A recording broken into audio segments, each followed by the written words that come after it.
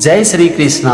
आज हम समझेंगे श्रीमद् भगवद गीता के चौथे अध्याय का 34वां श्लोक। इस श्लोक में भगवान श्री कृष्ण अर्जुन से कहते हैं, तद्विद्धि प्रणिपातेन परिप्रश्नेन सेवया उपदेक्ष्यन्ति ते ज्ञानम ज्ञानिनस्तत्त्वदर्शिनः। चलो सबसे पहले हम श्लोक के एक एक शब्द का मतलब समझते हैं। और यहाँ पर पहला शब्द है तद्विद्धि। इसमें दो शब्द है, तत् और विद्धि। तत् का मतलब होता है उसको और विद्धि मतलब समझो। फिर है प्रणिपातेन और इसका मतलब होता है भली भांति दंडवत प्रणाम करने से। इसके बाद है परिप्रश्नेन और इसका मतलब होता है सरलता पूर्वक प्रश्न करने से।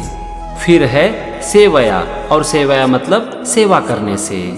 तो यहाँ पर पहले वाक्य का मतलब हो गया उसको समझो, भली भांति दंडवत प्रणाम करने से, सेवा करने से, सरलता पूर्वक प्रश्न करने से। यहाँ पर भगवान बात कर रहे हैं ज्ञानी पुरुष के बारे में और वो अर्जुन से कह रहे हैं कि तुम उस ज्ञान को ज्ञानी पुरुष के पास जाकर समझो, उन्हें भली भांति दंडवत प्रणाम करो, उनकी सेवा करो और सरलता पूर्वक उनसे प्रश्न पूछो।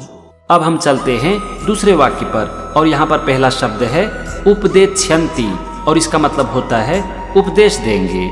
फिर है ते का मतलब वे, ज्ञानम का मतलब होता है ज्ञान का और ज्ञानिनः मतलब ज्ञानी महात्मा।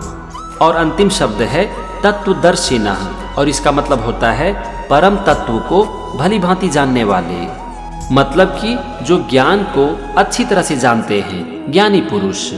तो यहाँ पर आप देखो दूसरे वाक्य का मतलब हो गया वे परम तत्व को भली भांति जानने वाले ज्ञानी महात्मा ज्ञान का उपदेश देंगे। हमने दोनों वाक्य को समझ लिया, दोनों वाक्य के एक एक शब्द को भी समझ लिया।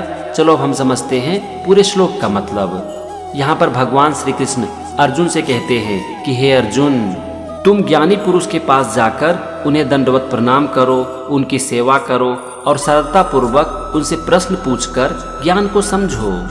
तब वे परम तत्व को जानने वाले ज्ञानी महात्मा तुम्हें ज्ञान का उपदेश देंगे। तो ये था श्रीमद् भगवद गीता के चौथे अध्याय का 34वां श्लोक और उसका मतलब। अगले एपिसोड में हम समझेंगे 35वें श्लोक को। तब तक के लिए जय श्री कृष्णा।